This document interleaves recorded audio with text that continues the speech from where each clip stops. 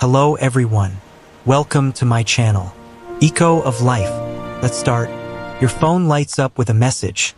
Sunday dinner at Mom's. Are you coming? Your heart sinks, not because you don't care, but because you know exactly how it will go. You'll walk in, make yourself smaller, smile through comments that leave a sting, nod along to conversations that never quite include you.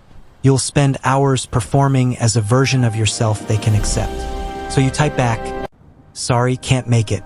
First comes relief, then guilt, then the quiet, familiar question. What's wrong with me? Nothing. Nothing is wrong with you. Others may see you as distant, cold, maybe even selfish. What they don't realize is that staying away isn't about pushing people out. It's about finally stopping the one thing that has been draining you slowly for years. Pretending that physical closeness means real connection. You're not avoiding love.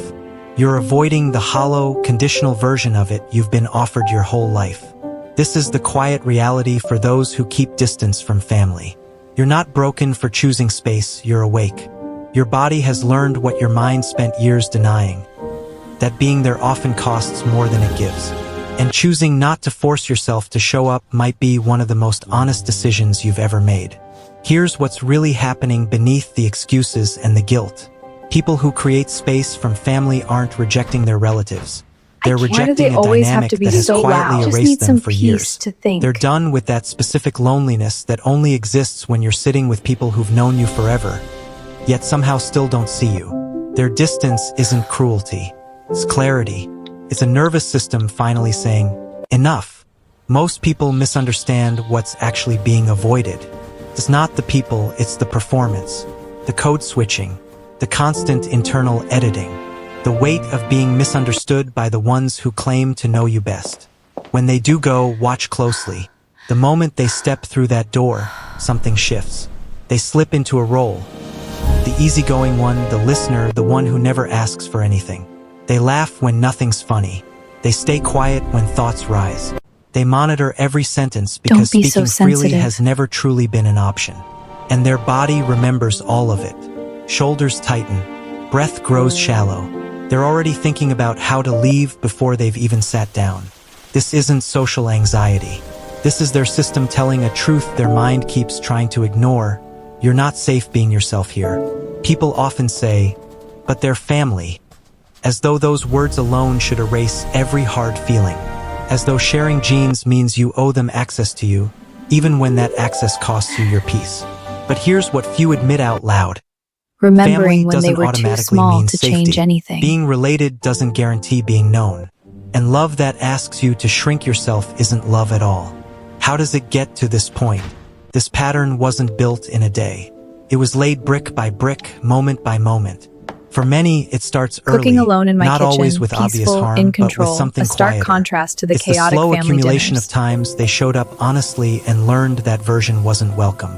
Maybe their feelings were too much, their questions too direct. I need to Their say needs this, I too can't keep pretending. inconvenient. These are my true feelings, Whatever it even was, if I'll the never tell message them. came through clearly, even unspoken. You're easier to handle when you're less you.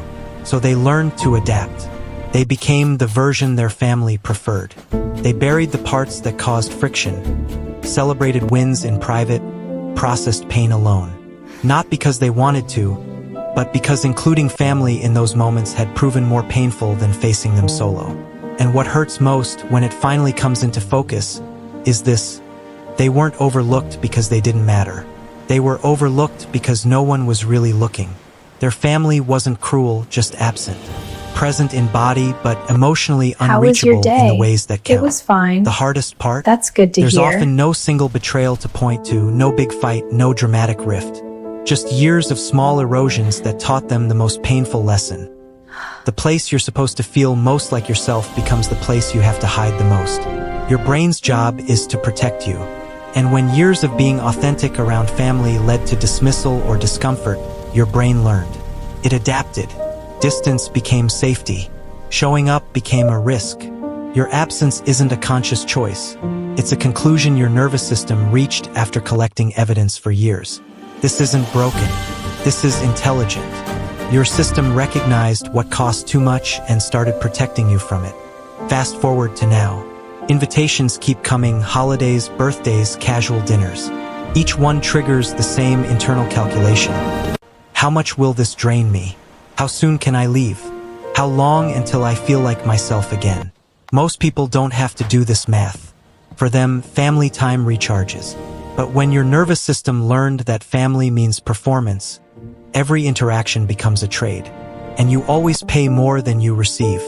Eventually, the excuses start. Too busy, not feeling well, something came up. But after a while, even the excuses stop. What's the point of explaining something they may never understand? How do you tell someone that their presence leaves you feeling more alone than solitude ever could? The accusations arrive predictably. Selfish, bitter, holding a grudge. But they miss the reality completely. You can forgive everything and still choose not to be around it. You can let go of resentment and still protect yourself with space. You can love people and still acknowledge that being near them hurts. And then there's the guilt. Heavy, suffocating, constant. Every message in our culture says family comes first. Always. That blood ties matter above all. That you owe them your time no matter the cost. But that narrative misses something essential. You don't owe anyone your presence when it costs you yourself. You don't owe anyone a relationship that requires you to abandon who you are. You don't owe anyone a performance just because you share DNA. Real connection doesn't work that way.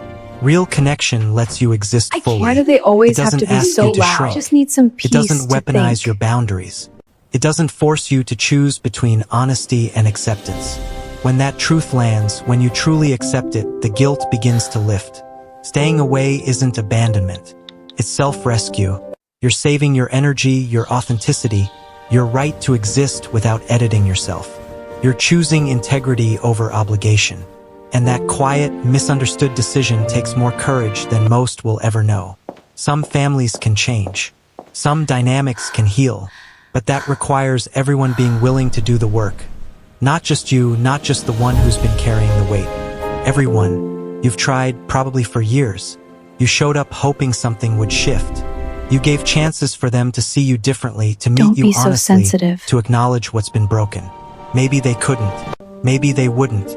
Either way, their unwillingness to change doesn't mean you're required to keep subjecting yourself to it.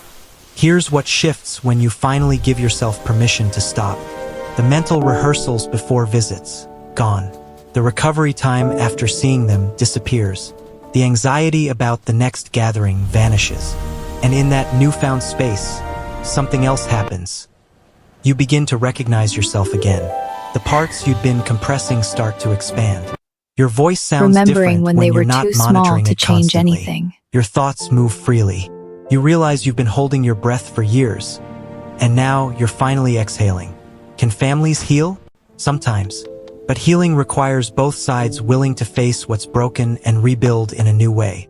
Cooking alone in my kitchen, peaceful, in control, a stark contrast to the chaotic family dinners. You become. Maybe the connection you're looking for doesn't exist where you were born.